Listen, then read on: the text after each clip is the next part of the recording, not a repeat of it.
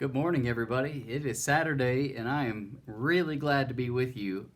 I have just one book today that I want to read, and it has a very simple title. It is called King David.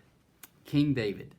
If you went to the days of Jesus and you asked the Jews who one of their greatest heroes was, they would say King David. King David was their king, and they loved David. They loved to look back on their history, and they loved to think about David. Well, in Pew Packers this week, we're looking at the book of 2 Samuel. And this book, I think, does a really good job of really summarizing the book of 2 Samuel. All right? David would reign as king for 40 years. And 2 Samuel is all about really those 40 years. And so I wanted to read this book, and I want you to listen carefully and ask yourself if you learned something new. Right? And maybe there's something about the life of David that maybe you didn't hear before, or maybe you didn't know. And I think you'll find it very, very interesting, because this is the man that the Bible says lived a life like he was seeking after God's own heart. All right, he made mistakes, and we're going to read about some of those, but he was always really striving to love God and to do what God wanted him to do. Okay, so let's think about the life of King David as we read this book together, okay? It's the only book we're going to read today, and I want you to think about King David. Now, sometime after David had killed Goliath, he lived in the king's palace, and he became friends with Saul's son, Jonathan. Saul the king sent David to fight the Philistines again. And when David returned from the battle, Saul heard the women were singing, "Saul has killed his thousands, but David has killed his tens of thousands." And Saul was angry and jealous. The next time David played before him, Saul tried to kill him with a spear. Now, Jonathan said to his father, Saul, "David is a good and wise. He hasn't done you any harm. Why do you want to shed his innocent blood?" And Saul said, "No, he should not be killed." David came back to live in the king's palace, and Saul gave him his daughter Michal as a wife. But later, Saul's anger and jealousy rose in him again, and while David was playing the harp, Saul threw a spear, meaning to pin him up against the wall, but David slipped away and fled from his house. Saul sent messengers to watch David's house at night. They meant to kill him in the morning. Michal, his wife, told him that he must escape, and she let him down out of a window in the darkness. Michal made a figure lying on David's bed with a pillow of goat's hair for the head. When Saul's messengers came the next morning, she told them that David was ill.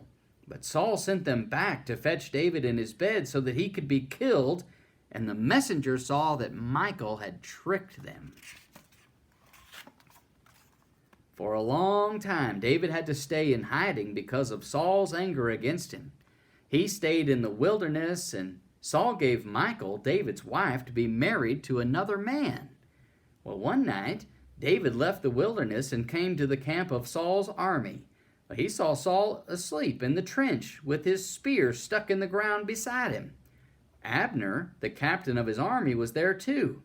David took the spear and the jar of water, but he left Saul unharmed. Then he went to the top of a high hill and he called out so that everyone could hear him, "Why do you pursue me with all these men? Why are you chasing me?"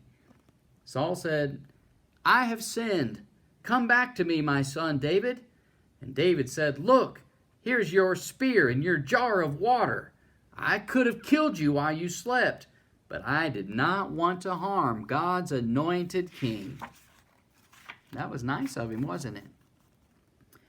Well, the war between Israel and the Philistines was still raging. Saul thought that the Philistines would be too strong for him, and when he asked God to guide him, God did not answer.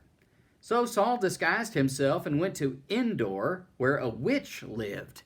And he said, "I want to speak with the spirit of Samuel, who is dead." And the woman said, "The king has forbidden us to call up spirits. You're going to get me in trouble." Well, Saul promised that no trouble would come upon her, and the woman called the spirit of Samuel.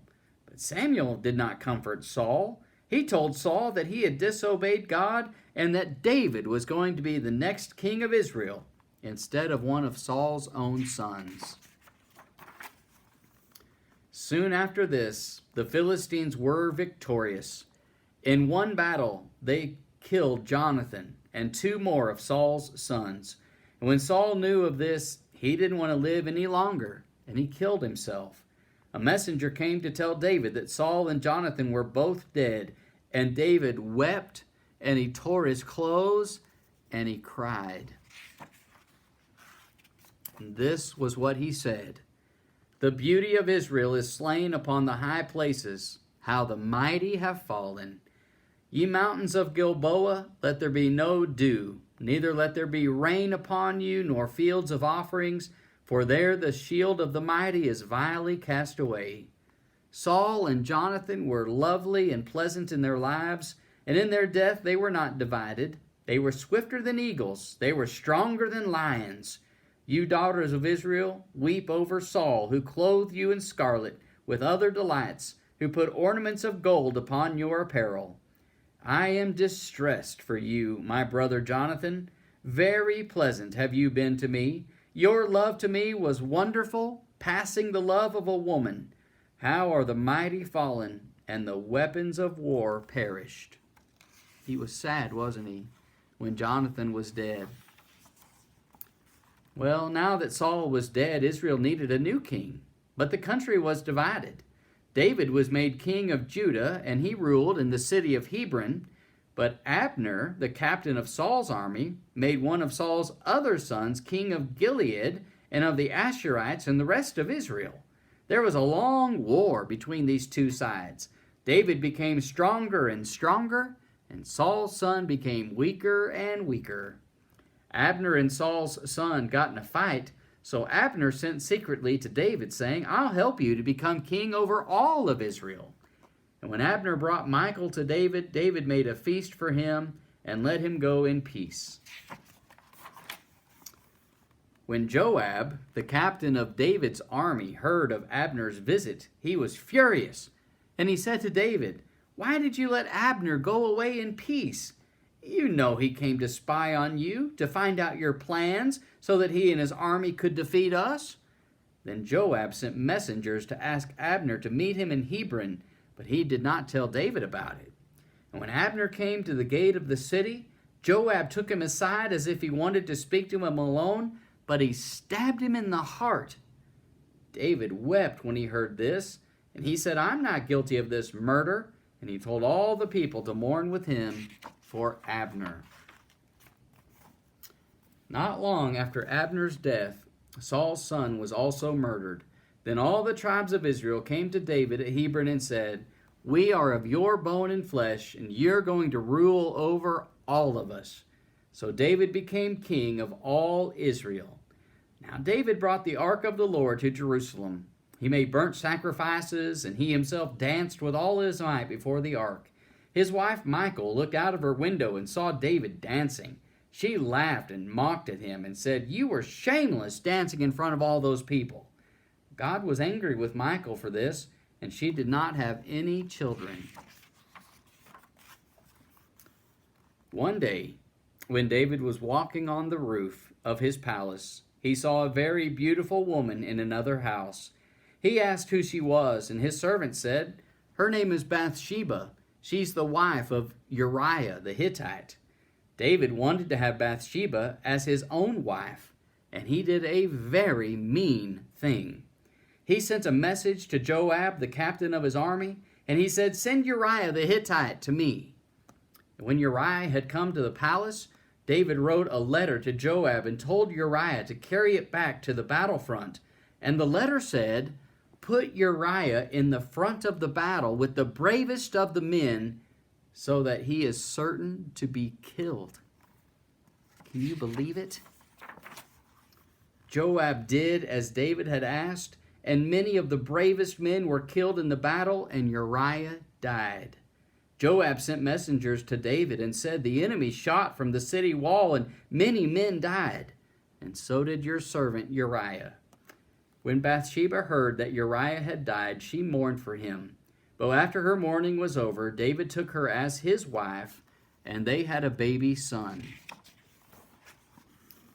Because of this sin, God sent Nathan the prophet to tell David this story. Once there was a rich man, and once there was a poor man. The rich man had herds of cattle and sheep, but the poor man had only one little lamb, which he loved. A traveler came to the city to be feasted. But the rich man did not kill one of his own herd for the feast. He took away the poor little lamb from the poor man. David was angry when he heard this story. He said the rich man was so wicked that he deserved to die. And Nathan said, "You are that man. You had Uriah killed because you wanted his wife for yourself." And David saw that he had sinned, and God punished him by making Bathsheba's child fall sick.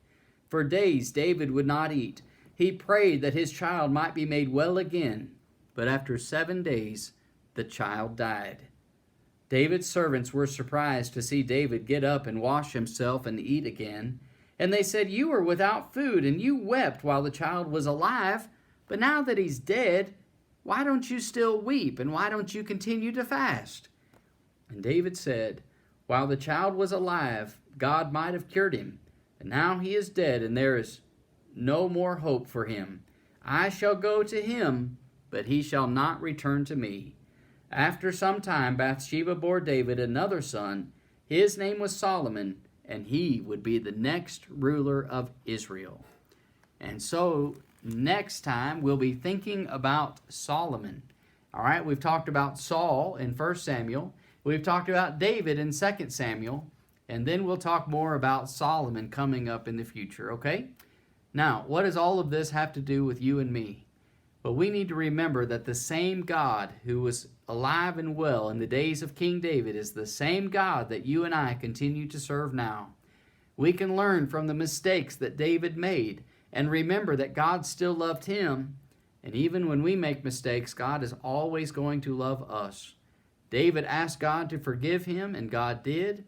And today we have the sacrifice of Jesus, and we can know that when we ask God to forgive us, he certainly will.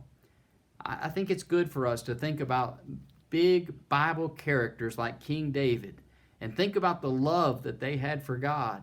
And young people, I want to remind you that that's the same kind of love that you and I need to have for God still today. All right?